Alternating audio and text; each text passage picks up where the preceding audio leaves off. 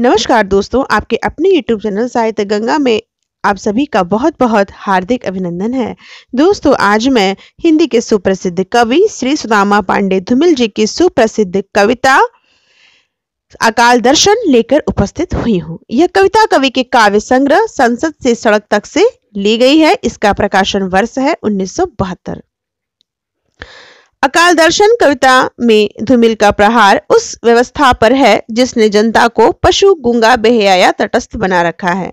धूमिल के काव्य का उद्देश्य यहाँ पर सत्ता के प्रभुत्व को दिखाना और जनता के चुप्पी अर्थात जनता किस प्रकार से शोषित पीड़ित होती हुए और उसे इस प्रकार क्रांतिक हेतु तैयार करना है।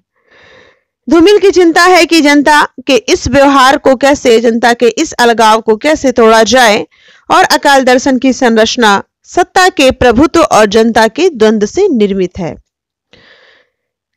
कविता की शुरुआत ही प्रश्न से हुई है कि भूख कौन उपजाता है। इस प्रश्न के माध्यम से ही कविता आगे बढ़ती है। कवि जानना चाहता है कि आखिर इस अकाल की वजह क्या है। चालाक आदमी इस कविता में व्यवस्था का प्रतीक है और उसके पास इस प्रश्न का कोई उत्तर नहीं है। सत्ता अपना प्रभुत्व समस्या की मूल वजह से ध्यान हटाकर कायम रखती है। संसद से सड़क तक की जो कविता है, इस संग्रह का प्रकाशन जैसे कि मैंने बताया 1972 ईस्वी है।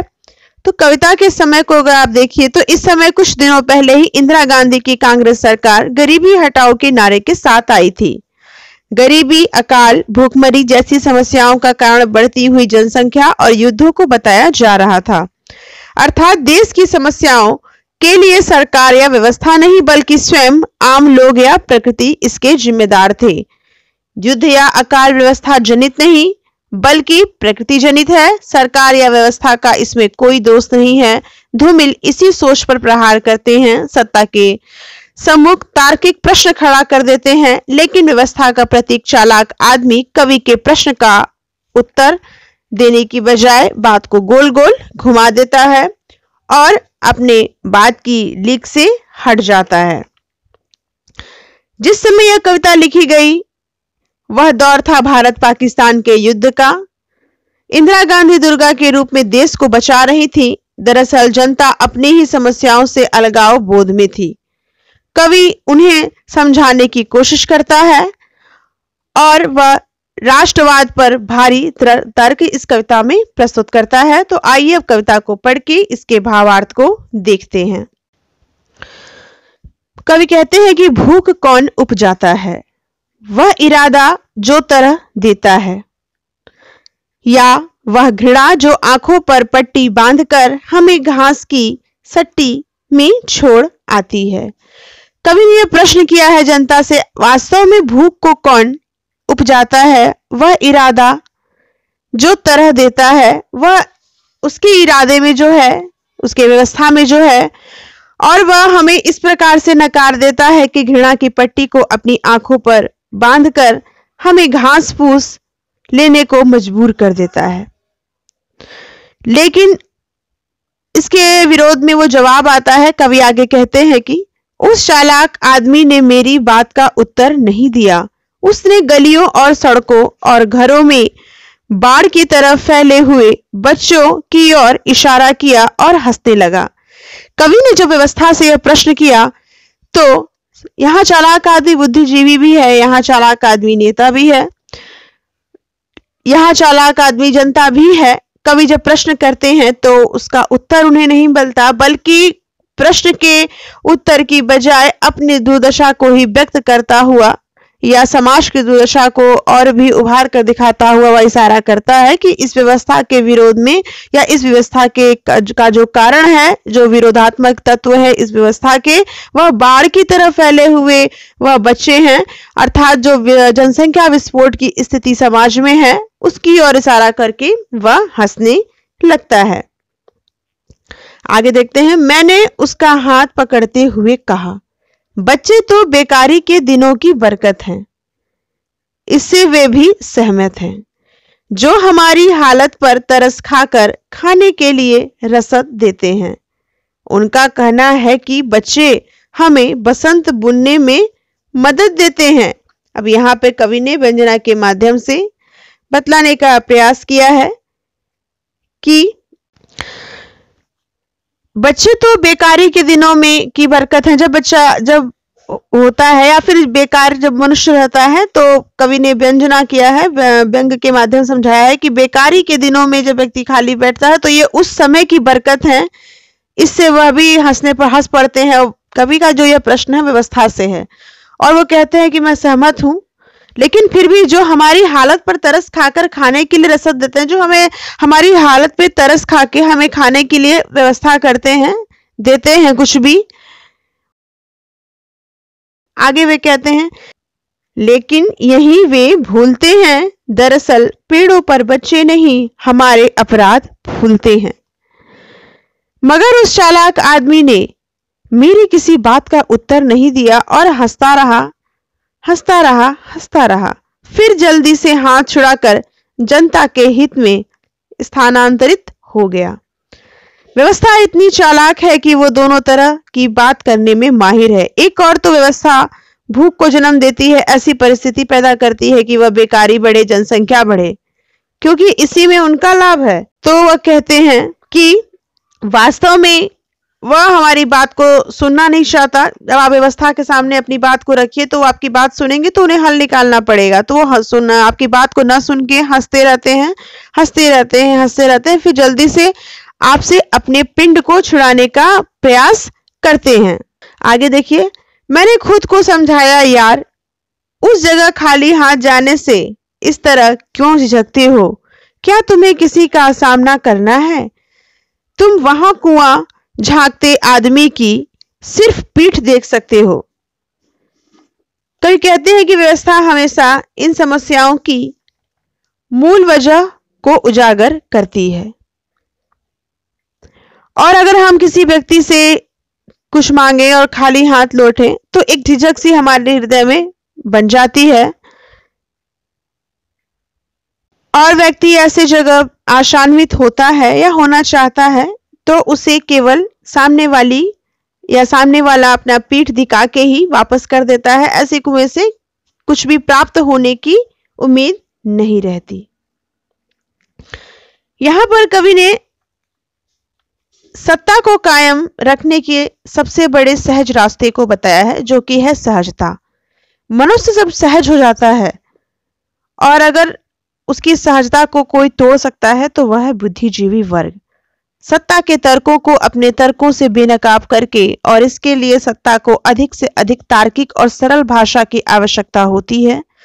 सत्ता को ऐसे ही बुद्धिजीवियों से खतरा है। इस कविता का कवि भी ऐसा ही बुद्धिजीवी है, जो व्यवस्था के असलियत को समझ गया है कि जब आप किसी से अपनी समस्या कहिएगा तो वह आपकी समस्या सुनना ही नहीं चाहेगा, क्योंकि जब वो सुनेगा तो उसे, अगर वह कुछ नहीं किया तो सत्ता को कायम रख पाना उस सत्ताधारी के लिए बहुत मुश्किल हो जाएगा। आगे देखिए, और सहसा मैंने पाया कि मैं खुद अपने सवालों के सामने खड़ा हूं और उस मुहावरे को समझ गया हूं जो आजादी और गांधी के नाम पर चल रहा है, जिससे न भूख मिट रही है न मौसम बदल रहा है। यहां पर कवि ने आजादी की छूटी और देश के जनता की भूखी नारे की काव्यात्मकता और उसकी व्याख्या को स्पष्ट किया है। यह बहुत सुंदर उदाहरण है। कवि व्यवस्था की उस भाषा को समझ गया है जो तथाकथित राष्ट्रहित के आवरण में शोषण के तंत्र को संचालित कर रहा है। यहाँ गांधी शब्द का उपयोग नेहरू परिवार के शासन का प्रतीक है। वंशवाद और कोरे राष्ट्रवाद के नाम पर चल रही सत्ता की असलियत कवि को तो समझ में आ गई है, लेकिन जनता इसको नहीं समझ पा रही है, अकाल और भूख से मर रही है। कवि कहते हैं कि लोग बिलबिला रहे हैं पेड़ों को नंगा करते हुए, पत्ते और छाले खा रहे हैं, मर रहे हैं, दान कर रहे हैं। कवि की चिंता यहीं से शुरू हो जाती है कि इन विभत्स परिस्थितियों के बावजूद जनता में व्यवस्था परिवर्तन के लिए कोई सुगबुगाहट नहीं है। वे तड़प रहे हैं, मर रहे हैं, और अपने आप को ढकने के लिए वस्त्र पेड़ों तक को नंगा कर रहे हैं, पेड़ों के फल भी खा रहे हैं, उनको हर तरीके से उनको उपयोग में ला रहे हैं, पत्ते और छाल सभी खा रहे हैं, मर रहे हैं, और अपने जीवन की सुंदर व्यवस्था को कुव्यवस्था को प्रति दान कर रहे हैं। आगे वे कहते हैं, जलसों जुलूसों में भीड़ की पूरी ईमानदारी से हिस्सा ले रहे हैं और अकाल को सोहर की तरह गा रहे हैं। झुलसे हुए चेहरों पर कोई चेतावनी नहीं है। कवि चाहता है कि लोगों के भीतर व्यवस्था के प्रति विद्रोह का भाव उत्पन्न हो, लेकिन परिस्थितियों ने जनता को ऐसा बना दिया है कि वे भी असली तथ्य के बारे में सुनना या जानना नहीं चाहते। वास्तव में जनता ही है जो इन पार्टियों की चाटुकारिता करके अपनी अपनी रोटी को भी सेकने की कोशिश करती है। जलसों और जुलूसों की भीड़ की पूरी ईमानदारी, जो इस जलसों और जुलूसों में जो ईमानदारी से भाग लेते हैं, वास्तव में हिस्सा लेते हैं, वो अकाल को भी सोहर की तरह गा रहे हैं। अकाल, भूखमरी, महामारी की जैसी विपदाओं को भी सोहर की तरह गा रहे हैं, मानो यह किसी के जन्म के उत्सव का गान हो।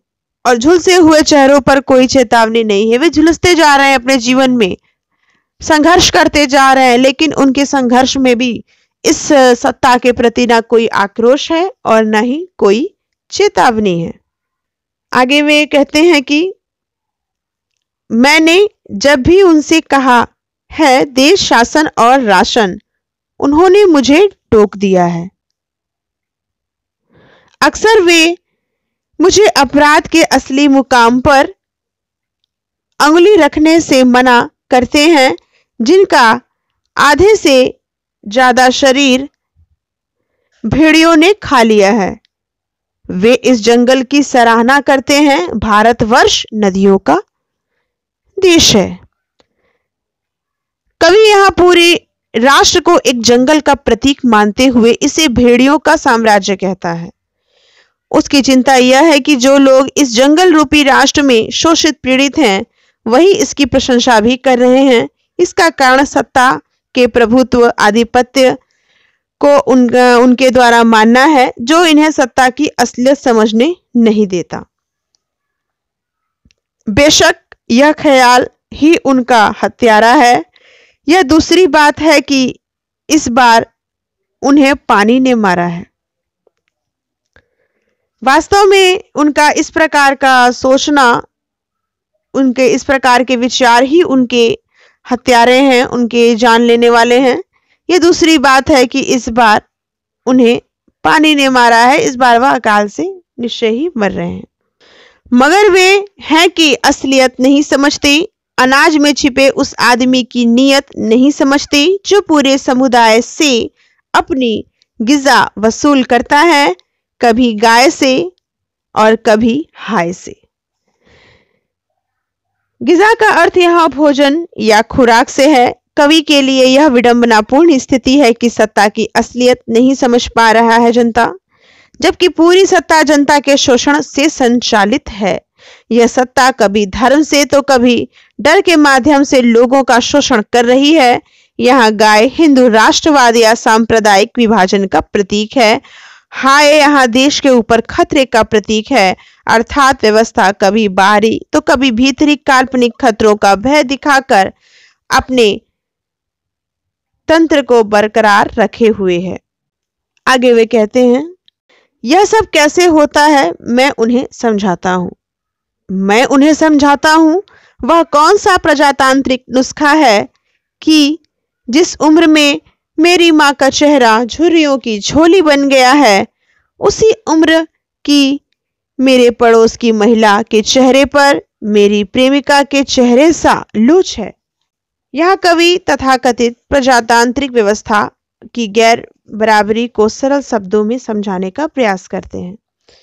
साथ ही कवि जीवन के अंतरंग अनुभवों से भी व्यवस्था की असलियत को दिखलाते हैं कि नारी के सौंदर्य के माध्यम से सत्ता की कुरूपता को उन्होंने जो सामने रखा है वह अद्भुत है, परंतु सत्ता का तिलिस्म तोड़ सकना कोई आसान कार्य नहीं है। वास्तव में जो आलोचक धूमिल की इस बात के लिए आलोचना करते हैं, वे उन्हें जनता पर विश्वास या उनका स्वयं का जनता पर विश्वास नहीं है। वैसे आलोचक इस बात को भूल जाते हैं कि जनता अपनी समस्याओं से त्रस्त है और क्रांति के लिए जनता को तैयार करना एक कठिन कार्य है। वास्तव में कवि समझाना तो यह चाहते हैं कि जिस उम्र में कि संभ्रांत महिला की चेहरे की जो तेज होती है, उसी उम्र में उनकी माँ उनको झुर्रियों से लदी दिखलाई देती है।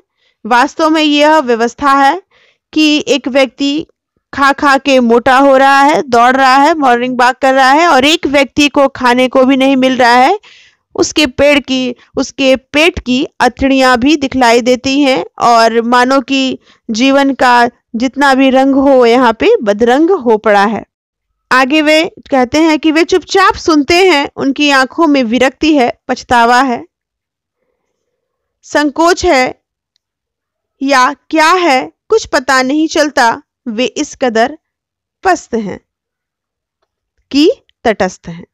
कवि कहते हैं कि जनता में चाहे कितनी ही शक्ति हो, पर उसका अलगाव बोध उसे व्यवस्था परिवर्तन से रोकता है। जनता इसलिए तटस्थ या पस्त नहीं है कि वह कुछ कर नहीं सकती। वास्तव में व्यवस्था के प्रभुत्व से व्यवस्था के आधिपत्य से वह दिग्भ्रमित है। क्या करे, यह उसके सामने सबसे बड़ा प्रश्न है। कोई भी ईमानदार कवि यह कहकर इस प्रश्न से भाग नहीं सकता कि उसे जनता पर पूर्ण विश्वास है और जनता क्रांति करने जा रही है।